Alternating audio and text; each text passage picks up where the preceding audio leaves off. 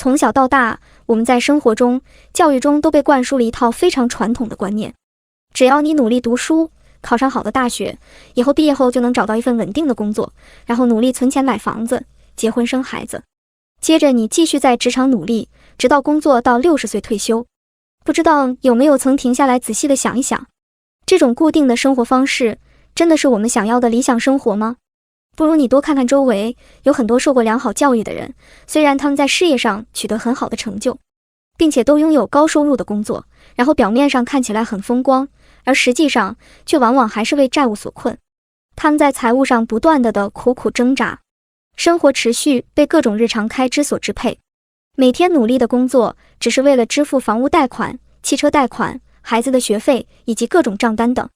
在面对财务上的压力上，大多数的人会选择努力工作，加班加点的去赚更多的钱，然后结果是徒劳无功的，因为他们就算赚得更多，却也花费得更多。大家好，欢迎来到思维空间。今天想和大家介绍一本畅销全球的经典理财书籍《富爸爸穷爸爸》，作者是罗伯特清崎。这本书可以说是彻底颠覆了我们的理财观念。虽然不敢说读完这本书后可以立即让你实现财务自由，但绝对可以帮你从思维上打开人生的另一扇门，让你从不同的角度去思考理财。如果你喜欢这个频道所分享的内容，请按订阅和打开小铃铛，这样随时就能收到我们最新的视频。接下来，让我们快点进入主题。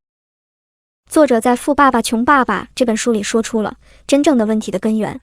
其实，主要的原因是在于人们的消费模式以及缺乏理财上的知识所造成的。如果没有搞清楚到底是怎么回事，即使你赚再多的钱，问题也不能得到根本的解决的。人们都希望拥有一些更好、更舒适的东西，过上更舒适的生活，这很正常。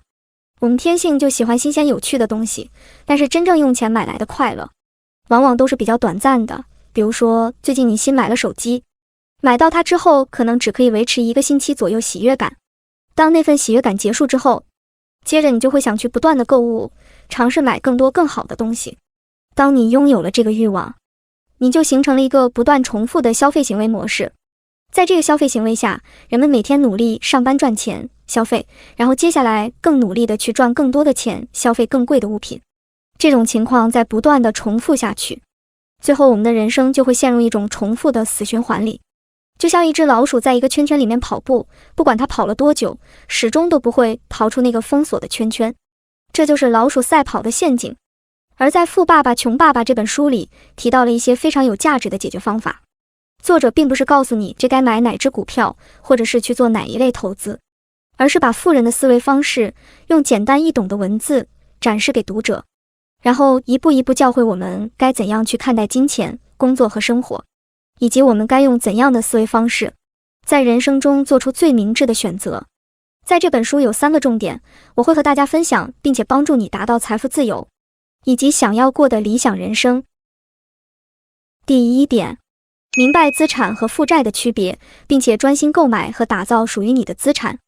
这是整本书最重要的一个核心概念。累积财富的第1步，就是要弄明白资产和负债的区别。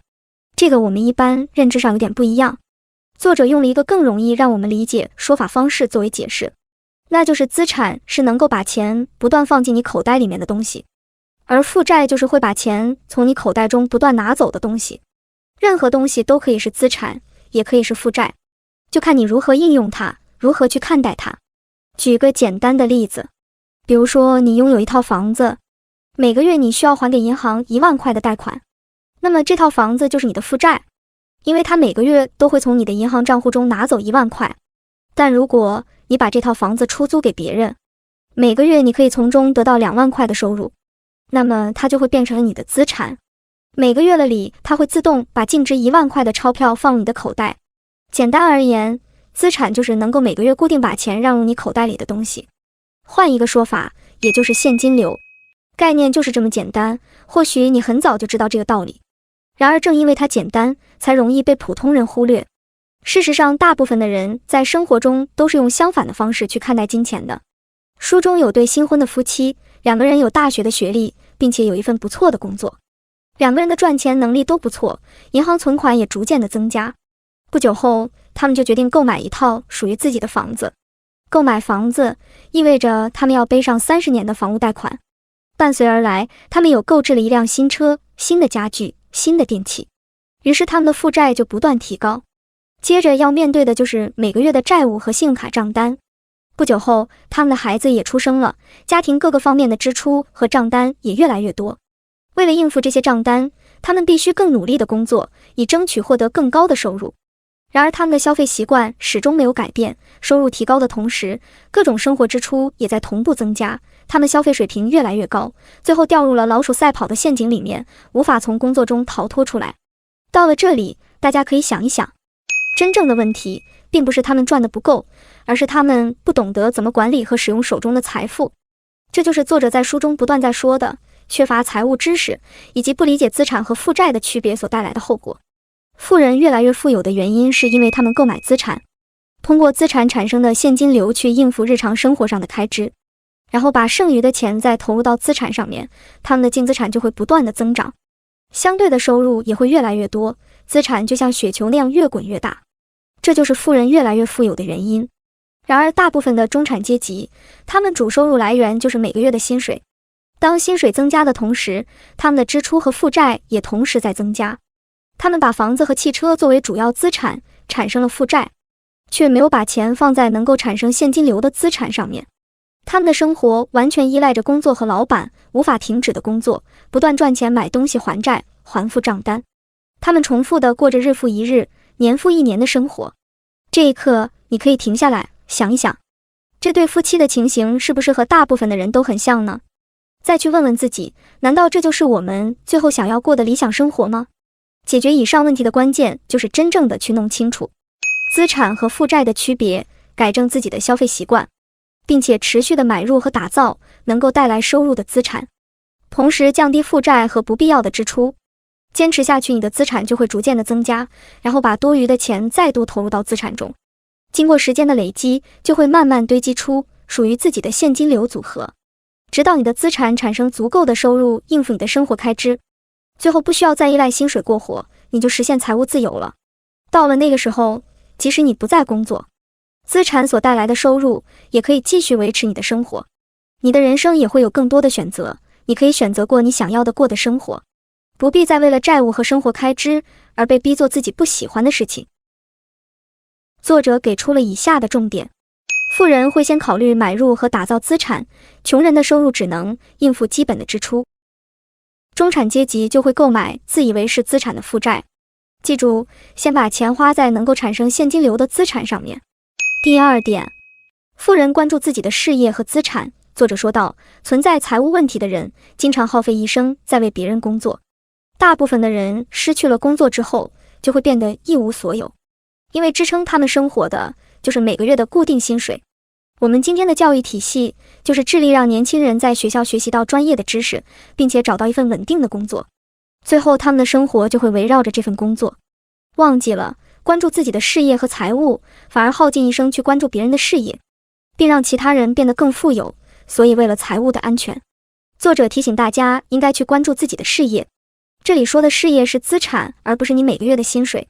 秘诀就是要真正知道资产和负债的区别，并且学会买入或者打造自己资产。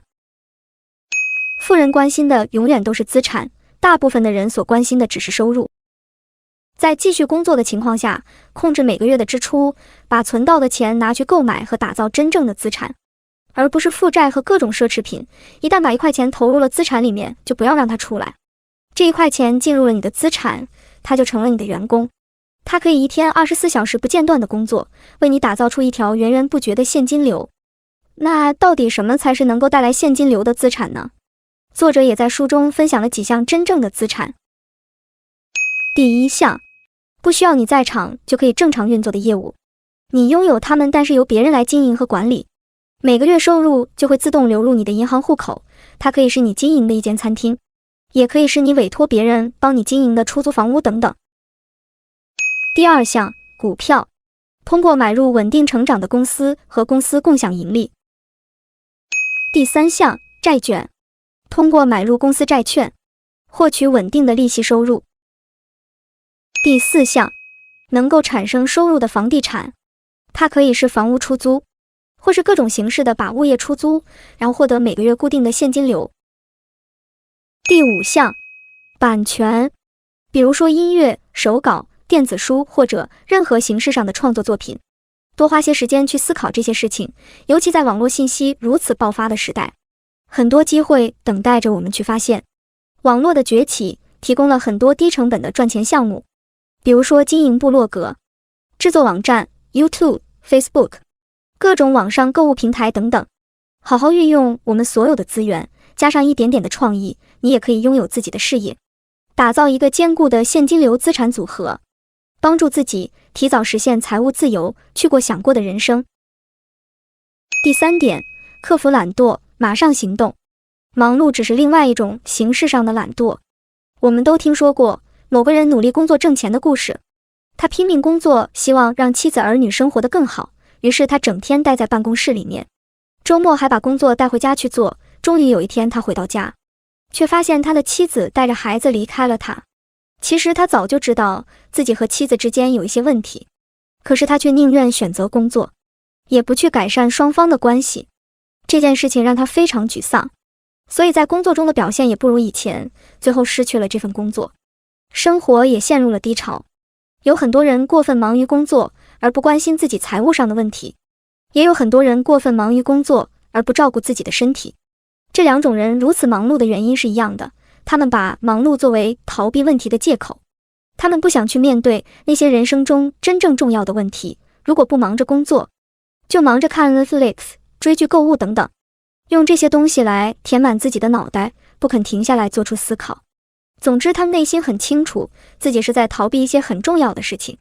这是懒惰最普遍的表现方式，一种通过忙碌掩饰下的懒惰。认真思考一下，现在的生活是否真的是自己想要的？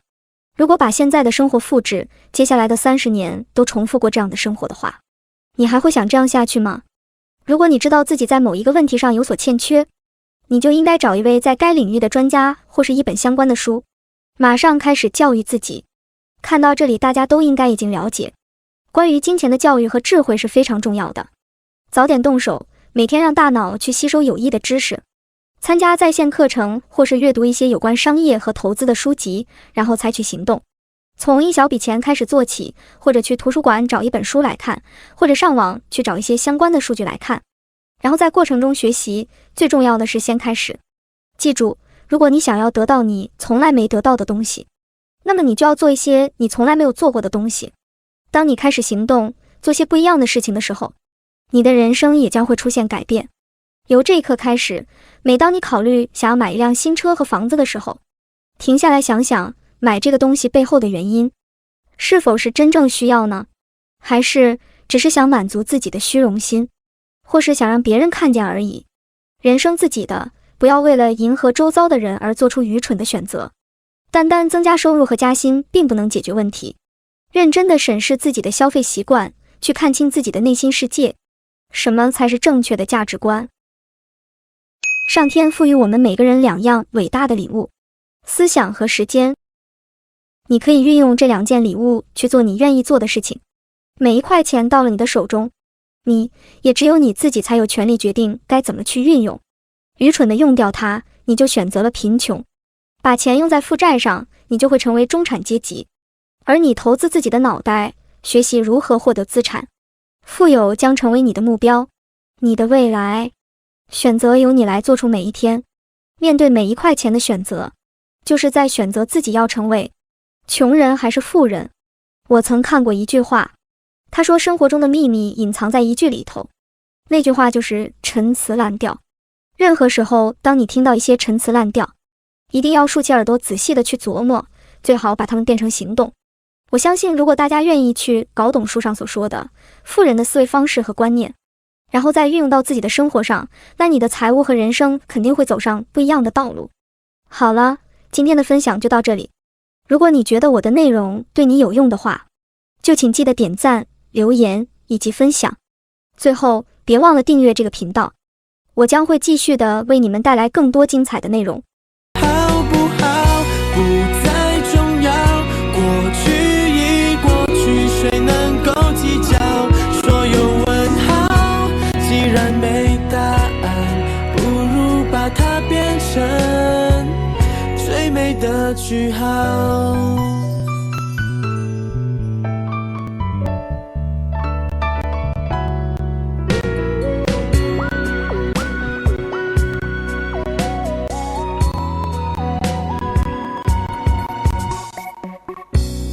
从前的伤痕已经不会再疼，那是我的回忆里永远亮着的灯。我以为我们看见了永恒，原来只是过程。你没有责任，就把它当成写坏